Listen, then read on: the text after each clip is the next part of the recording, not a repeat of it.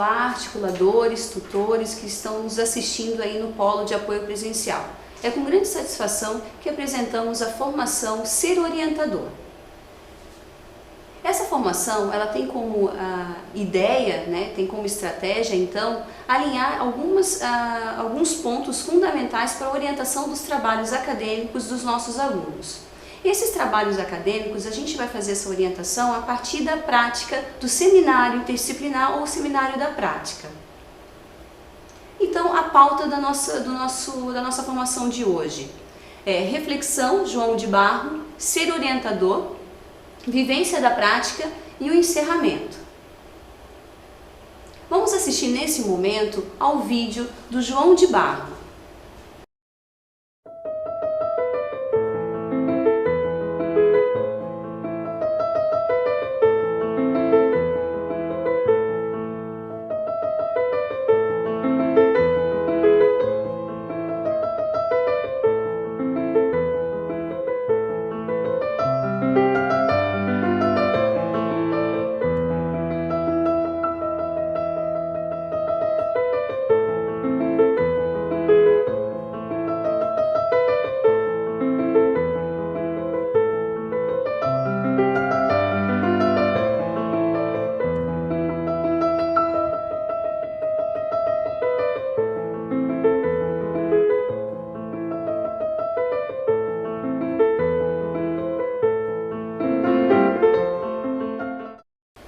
Interessante, né?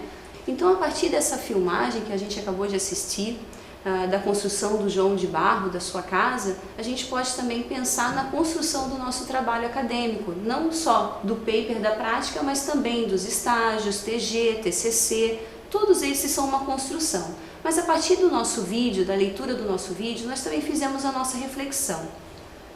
Como João de Barro, o ser humano passa a vida construindo e reconstruindo sonhos, que são a base do desenvolvimento humano. A vida é uma construção constante. Sendo assim, o paper não se traduz apenas pelas reflexões propostas que fazemos a respeito das informações e das realidades acerca de um tema, mas principalmente por sua originalidade na construção e reconstrução do saber. Então, o que é ser orientador? O professor orientador é aquele que atua, cria e ou apresenta condições necessárias para a produção de papers significativos, auxiliando em suas produções. O acadêmico precisa ser levado a compreender que a produção textual pode exigir algumas versões, até que de fato, né, a gente tenha então o trabalho pronto para que possa ser analisado e compreendido pelo leitor. A maioria dos escritores iniciantes costuma contentar-se com uma única versão do seu texto. Geralmente o nosso acadêmico, quando está chegando na nossa instituição, no primeiro, segundo módulo, geralmente ele se contenta com uma versão mais simples, né? Talvez com não tanta informação, com uma referencial teórico um pouco mais simples. Porém, ao dar continuidade aos seus estudos, o acadêmico também começa a perceber a importância de se ter mais conhecimento acerca de um tema, e a gente também acaba se interessando pela temática, principalmente quando a gente tem uma temática que nos instiga, algo que nos atrai. Então, geralmente o acadêmico acaba buscando mais referenciais teóricos para que esse trabalho, né, esse conteúdo seja elaborado de forma mais concisa, né? Então, o trabalho com rascunhos, o esboço, é fundamental durante esse processo. É uma estratégia didática importante para que o aluno perceba, expresse e analise suas primeiras ideias.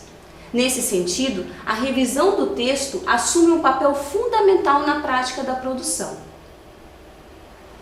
Pensando nisso, trazemos a seguir algumas considerações para auxiliá-los na elaboração de uma pesquisa. Segundo Luna, os requisitos da pesquisa são a existência de uma pergunta que se quer responder, né, uma pergunta de partida, né, a indicação do grau de confiabilidade na resposta obtida, que esses dados que a gente busca, tanto bibliográfico ou dados análise, né, quantitativa, que eles realmente sejam dados verídicos, né, importantes, né?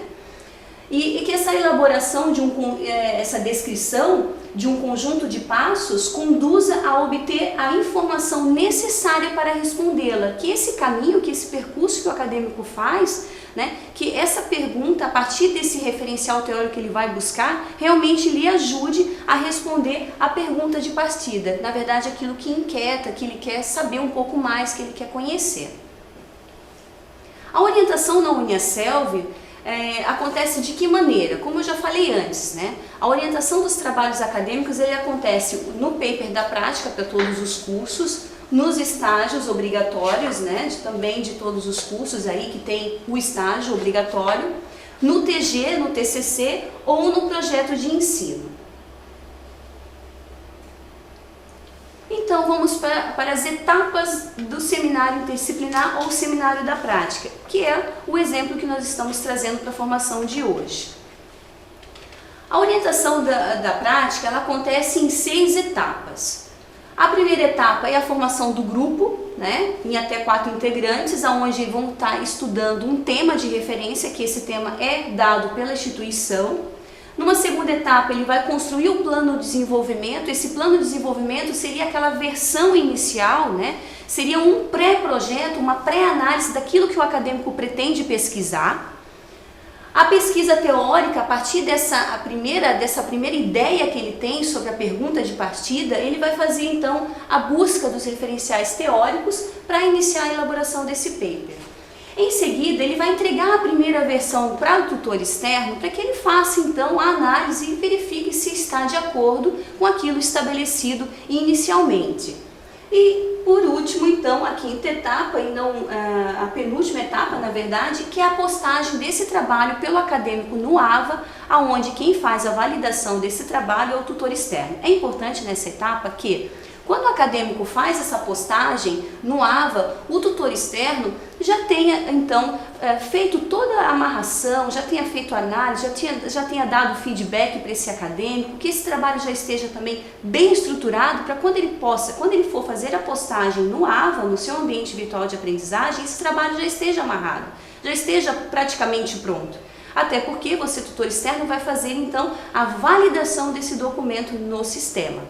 E por último, então, socialização desse trabalho que foi desenvolvido durante todo o semestre, ok? Então vamos falar um pouquinho de cada uma dessas etapas. A primeira etapa, então, é a formação de grupos e temas de referências, é a orientação da delimitação do tema. Para a construção do paper, é necessário definir o tema, o problema de pesquisa e os objetivos. Para que isso ocorra, nós precisamos definir o tema macro. O tema macro geralmente é aqui o da instituição. Então, o tema macro, primeiro a gente tem que verificar qual é esse tema de abrangência maior, para depois então a gente definir o tema a partir desse tema macro, definir para o tema micro. Então, o tema macro. O tema macro seria então o nome do nosso seminário, o primeiro seminário da prática, que é Formação Docente e Pedagógica, Interdisciplinaridade e Educação. A partir desse tema macro, a gente consegue então perceber vários assuntos que podem ser trabalhados nesse tema macro. Alguns assuntos que podem ser trabalhados seria concepções e práticas pedagógicas interdisciplinares, formação docente, planejamento pedagógico, relações entre escola, família e comunidade. Então vocês percebam que a partir de uma área macro já se conseguiu pensar em várias temáticas que vão dar conta de responder, na verdade, esse primeiro tema que a gente está colocando aqui em cima. Em seguida, dentro desse processo, eu preciso então responder a pergunta: o que eu pretendo abordar a partir dessa área macro? Então eu começo a delimitar o meu tema. Então, a área macro, que é formação docente e pedagógica, dentro dessa área macro eu escolhi pesquisar concepções e práticas pedagógicas interdisciplinares. Então aqui eu começo a delimitar o meu tema, começo a funilar esse trabalho de graduação, esse TG, esse paper da prática, e então, em seguida, nesse momento, eu consigo então identificar quais são as concepções, né, e práticas pedagógicas interdisciplinares. Mas que concepções são essas? De quem? Então eu já tenho o tema macro, a partir do tema macro eu escolhi a abordagem menor que eu vou fazer, mas agora a partir dessa abordagem eu preciso tentar identificar quem são os atores que vão fazer parte desse processo. Quem são as pessoas que vão me ajudar a responder essa minha pergunta de partida. Ou ainda, a concepção dos professores, podemos ainda delimitar mais ainda esse trabalho. A concepção dos professores da escola X, do município Y, em relação às práticas interdisciplinares nas séries iniciais. A gente ainda delimitou ainda mais essa temática. Em seguida, então, podemos notar que o tema ficou delimitado quando permite que o pesquisador atinja os seus objetivos, aqueles objetivos iniciais propostos. Depois disso, depois que a gente define a temática, definimos o tema, precisamos fazer um levantamento da questão. Então, por exemplo, olha aqui o problema, é uma pergunta, como as concepções dos professores da escola X do município Y são desenvolvidas em relação às práticas interdisciplinares nas séries iniciais? Então eu estou querendo saber de que forma isso vai acontecer. Como? Como eles fazem esse processo? Então eu tenho que escolher uma escola, tenho que escolher a pesquisa, o campo que vai ser pesquisado para poder responder as perguntas que estão sendo feitas desde o início dessa formação. Quais são as nossas hipóteses? São suposições ou afirmações. As hipóteses são provisórias. Por quê? Poderão ser confirmadas ou refutadas com o desenvolvimento da pesquisa. Então a gente pode então colocar várias hipóteses, com relação a essa problemática, mas você vai conseguir então defini-las no momento que você vai a campo e vai fazer essa pesquisa ou vai fazer uma pesquisa bibliográfica, Isso vai depender da pesquisa que o acadêmico vai escolher nesse momento para fazer esse trabalho. Mas para isso, então, ele precisa ter os seus objetivos muito bem definidos. Então, nós temos os objetivos gerais e os específicos. Todos os objetivos, eles devem começar, então, com um verbo no infinitivo. E o verbo deve indicar uma ação passível, de mensuração e resolução. Quer dizer, resolução de um problema, de uma pergunta que se quer responder. Ou seja, com terminações em ar, ir ou or. Objetivos gerais, então, são aqueles mais amplos, e mais complexos, indicando o que e para que da pesquisa. Por exemplo, então, a partir de toda essa construção que a gente está fazendo, o nosso objetivo geral, compreender, olha aqui, o infinitivo as concepções dos professores da escola X do município Y em relação às práticas interdisciplinares nas séries iniciais. Então eu estou querendo compreender exatamente a concepção desses professores dessa escola, certo? E os meus objetivos específicos são aqueles mais curtos, Aqueles que a gente consegue alcançar já posteriormente à pesquisa ou durante essa pesquisa. Então, aqui também, a partir da nossa primeira análise, a gente trouxe aqui 2 objetivos específicos a partir dessa delimitação do tema que a gente está fazendo. Analisar a concepção de interdisciplinariedade dos professores das séries iniciais da escola X e conhecer que estratégias esses professores utilizam como forma de atingir, então, essa interdisciplinariedade nas séries iniciais dessa escola. Então, são dois objetivos que são curtos, são passíveis da gente descobrir a partir de uma pesquisa, de uma entrevista, de uma observação nessa escola, para que a gente possa, então, responder a nossa pergunta inicial. Ok, então a partir desses objetivos bem delimitados, a gente então vai para a justificativa, O que é a justificativa? É quando a gente diz o porquê e para que dessa pesquisa, Qual a importância dela? Então, a justificativa também é a defesa da relevância da temática, pois é um momento em que o pesquisador argumenta sobre o tema que se quer pesquisar. A partir então disso, a gente traz aqui o nosso exemplo, toda essa construção que a gente está fazendo. A escolha do tema se justifica pelo interesse em ampliar as concepções e as práticas pedagógicas interdisciplinares dos professores das séries iniciais. Então, por quê? Às vezes essa escola que o acadêmico vai fazer a pesquisa é uma escola referência, é uma escola que faz um trabalho diferenciado, então sim, é uma justificativa do porquê e para que da escolha desse trabalho, nesse campo de estágio, nesse campo de formação, de observação, nessa escola propriamente dizendo. Então precisa se justificar um motivo para o qual se está se fazendo essa pesquisa. Então vamos agora para a etapa 2. A etapa 2 é a construção do plano de desenvolvimento da prática. Então o que é o plano de desenvolvimento da prática? É aquela prévia, é aquele esboço inicial que o acadêmico começa a construir para definir tudo isso que a gente já falou até agora. Então a partir do tema escolhido, qual é a melhor tipologia da prática? Pois bem, existem vários tipos de metodologia, né? Nós temos a bibliográfica, a descritiva, a empírica, a acadêmica, a científica, né? A etnográfica, a estatística, bem outras. Porém, a instituição de ensino, né? Ela adota 3 pesquisas. A primeira é a prática simulada, que é a pesquisa bibliográfica, onde o aluno vai então ao encontro dos teóricos, né, e vai realmente pesquisar em cima da questão teórica mesmo dos autores, nos livros. Nós temos a prática real, quando o aluno vai a campo fazer observação, entrevista, né, fazer todo um movimento de saída a campo.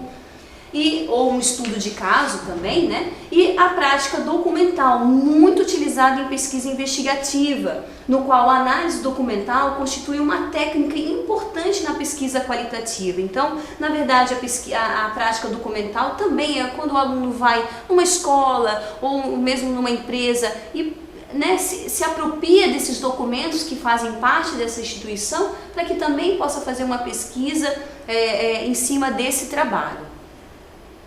E, claro, gente, a partir de tudo isso que nós conversamos até agora, é muito importante seguir o cronograma da turma. Isso é fundamental, não só o cronograma, mas também todas as etapas desse processo. O aluno pesquisou sobre um autor, falou sobre um assunto, ele tem que dizer de onde ele tirou. Isso é importantíssimo. E é importante também dizer que ele pode consultar o caderno de metodologia científica para realmente colocar dentro das normas da ABNT.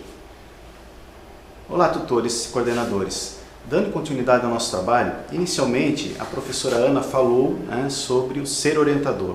Explicou para nós a etapa 1 e 2 dos nossos seminários. Eu fui incumbido de falar sobre a etapa 3, onde nós vamos tratar do assunto referencial teórico e elaboração do paper. Toda pesquisa, quando ela é realizada, é preciso ter um entendimento predominante dos nossos teóricos, né? O que pensa, o que um pensa, o que o outro pensa, enfim, qual é o pensamento predominante. Então, a produção textual é importante, mas também é importante citar esses nossos autores, né? Então, sobre isso, nós temos um vídeo. Este vídeo foi produzido pela professora Elizabeth Taffer, um vídeo de aproximadamente 50 minutos. Este vídeo ele vai estar disponível, vocês vão ver aí no link, vai estar aparecendo para vocês aí na tela um link, né? Vocês vão acessar esse link, assistir esse vídeo, né? Então eu peço que vocês, fica como tarefa de casa, assistam esse vídeo e repassem isso aos nossos acadêmicos, que é muito importante. Bom, nós como institutos da área de educação, né, nós somos responsáveis, né, pela produção e disseminação do conhecimento. A Uniaselv, na modalidade de educação à distância, utiliza como instrumento metodológico o paper. E é sobre isso que nós vamos tratar agora, sobre a estrutura e a apresentação de elaboração do paper, né? Bom, para configurar o paper, acho que é uma parte importante, né? Repassar para os nossos acadêmicos qual é essa estrutura que se compõe. Veja, nós temos, é importante relatar o tipo de papel que é utilizado, formulário, a folha 4, temos o tamanho, a fonte, quer dizer, eu não vou relatar tudo aqui, vocês vão ter essas informações na tela, né? Mas é importante saber algumas requisições básicas, como por exemplo, a letra, fonte, Times New Roman 12, né? Algumas exceções que temos, por exemplo, como notas de rodapé, citações longas, né? Paginação, legendas, ilustrações, tabelas, né? Devem ter um tamanho menor. O espacejamento, né, deve ser o e-mail entre linhas, porém, né, alguns casos, por exemplo, o resumo, né, deve ser usado espaço simples, nós vamos ver isso no detalhamento ali. O cabeçalho, citações longas, notas de rodapé, legenda de quadros, tabelas, ilustrações, tudo isso são utilizados como, né, espaçamento simples. Ainda sobre a estruturação, então, né, as margens, né, quer dizer, falar sobre as margens todos os seus 2 centímetros, né, em todas as suas direções. A numeração de página é importante também, né, quer dizer, a primeira página ali do cabeçalho, ela é contada, mas ela não aparece com a numeração, então a partir da segunda página recebe a numeração de 2, número 2, né? Então isso tem uma configuração que tem que ser feita no Word. Talvez, se vocês não tiverem o conhecimento disso, talvez a gente possa até passar esse tipo de configuração para que vocês, nossos acadêmicos, saibam como configurar a numeração das páginas. O cabeçalho, então, né? O cabeçalho vem à frente do paper, nós temos o título, né? Importante que seja claro, conciso, né? A fim de identificar todo aquele conteúdo, quer dizer, ele tem que trazer realmente, tem que ser um tema importante, que então traga, né, o nosso leitor, que motive ele, né, a ler esse trabalho. Ele pode ter o título e ter o subtítulo. Né? Então, referencial do título e o subtítulo como um elemento opcional. Os nomes dos autores também, elencar todos os autores que estão inseridos, que referem-se a este trabalho. Ainda é importante também constar também, né, o nome da instituição, o curso, né, qual é a disciplina, a turma, especificar no nosso trabalho. A data que foi a realização do trabalho também é importante, né? Dia, mês e ano daquele trabalho. O resumo é uma parte muito importante do trabalho acadêmico, né? Pois ele deve remeter esse leitor, né, ao trabalho em si. A partir dali ele sentir o gosto de continuar a leitura. Então ele é muito importante, né, a primeira impressão que o leitor vai ter daquele trabalho. É preciso também esse resumo, né, ter no máximo 250 palavras, né, aproximadamente 15 linhas, sem recuo na primeira linha. Né, usar espacejamento simples, justificado, tamanho 12 e itálico. Né. É importante que o resumo ele contenha algumas informações básicas, né, que nós podemos chamar de informações básicas. Né. Primeiro, qual o assunto que está sendo tratado, né? O leitor tem que entender qual é o assunto que está sendo tratado, que está sendo abordado neste trabalho. Depois, qual é o objetivo do trabalho? Tudo de forma sucinta, né? Bem curta. Qual é o objetivo do trabalho? Qual é o método que está sendo aplicado? Qual é a metodologia que foi utilizada na pesquisa? Né? Quais são os resultados que foram encontrados com esse trabalho? E principalmente as considerações finais, né? A argumentação do acadêmico em relação ao atingimento dos objetivos da sua pesquisa. Bom, também as palavras-chave, quer dizer, as palavras-chave, né, devem ser de no máximo 3 palavras, né, simples, compostas ou por expressões, separadas entre si e finalizadas por ponto. E sempre iniciadas com letra maiúsculas. Então, as 3 palavras devem corresponder, né, em geral, o que trata o tema do trabalho, o que foi abordado neste trabalho como um todo. A introdução, então, aí nesse momento, o acadêmico começa então a introduzir, né, seu conhecimento, a sua pesquisa, o que ele pesquisou, né? Então a introdução deve ser contemplada por alguns requisitos, entre elas, ele tem que dizer se o trabalho tem alguma delimitação, se aquele estudo teve alguma delimitação, né? Qual é o objetivo, né? Quais os objetivos, né, daquela pesquisa, a sua justificativa, por que esse tema é relevante, por que ele julgou aquele tema relevante a ser pesquisado. Bom, falando sobre o desenvolvimento em si do trabalho, né? Ele vai fazer através das citações, quer dizer, é ali que ele faz toda a fundamentação teórica do assunto dele. Os procedimentos que ele utilizou e os resultados e a discussão, né? E ele pode utilizar para esses resultados, né? Para explicar esses resultados, ele pode utilizar gráficos, tabelas, ilustrações, enfim, ele pode argumentar ali, né, da forma e demonstrar da forma que ele achar melhor. As considerações finais, então, é ali onde ele vai falar, né, se ele Então, nessa etapa ocorre a retomada dos objetivos de pesquisa. Então, ele vai olhar, ele vai se voltar para os seus objetivos e, com base nisso, ele vai olhar o que ele fez da pesquisa e se ele atingiu ou não esses objetivos, né? Ele também deve apresentar deduções lógicas correspondentes aos propósitos previamente estabelecidos do trabalho, apontando o alcance e o significado das suas contribuições. Também nessa etapa do trabalho não devem utilizar citações diretas ou indiretas, é importante. Ali é o momento em que o autor vai falar, né? O autor vai falar. As referências, então, né? As referências é um ponto importante, porque todo o suporte de fundamentação teórica que ele deu no desenvolvimento, ele vai ter que colocar aqui nas referências. Bom, os apêndices e anexos, né, eles funcionam como materiais suplementares, quer dizer, todo o material que eu quero adicionar ao trabalho, porém ele não está contido, né, dentro da estrutura. Mas ele é utilizado para fins de argumentação, enfim, né, ele dão suporte também a esse trabalho. Pode ser cronogramas, pode ser entrevistas, formulários, gráficos, mapas, né, organogramas, tabelas, textos, enfim, qualquer material, né, que ele julga importante ser anexado ao trabalho que vai dar suporte a esse seu trabalho. Olá, articuladores, tutores, sou a professora Maike e a partir de agora nós vamos falar da quarta etapa, que é a entrega da primeira versão do paper.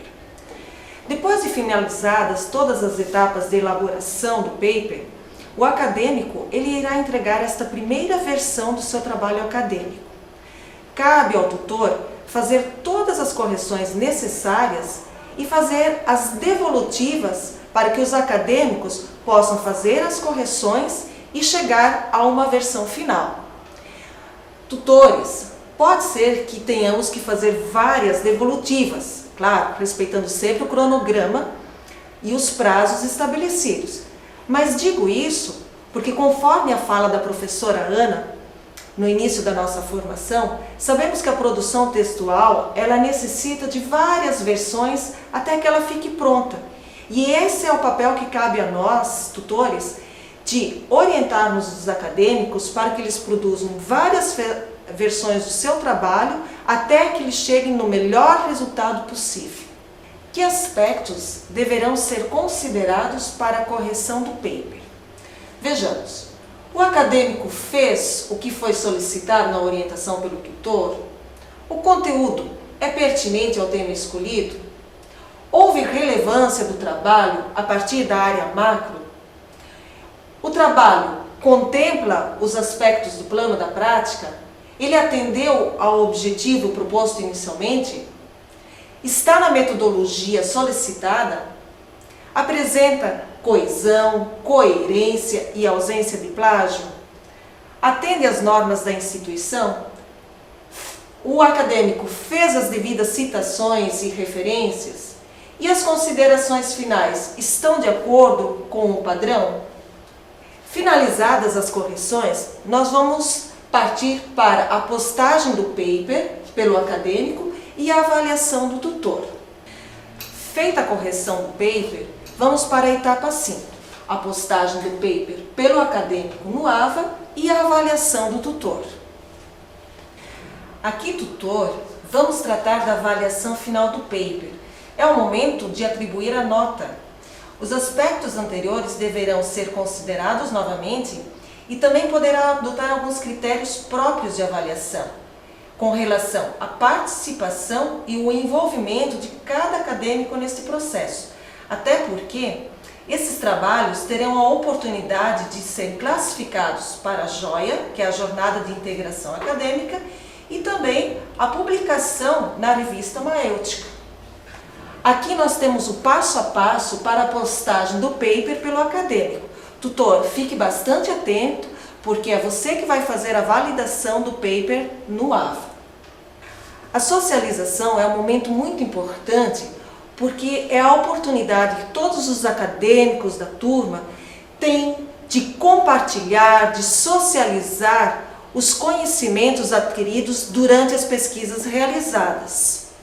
A socialização dos trabalhos ela pode ser realizada através de seminários, mesa redonda, painéis, teatros, conforme a orientação do tutor junto à sua turma.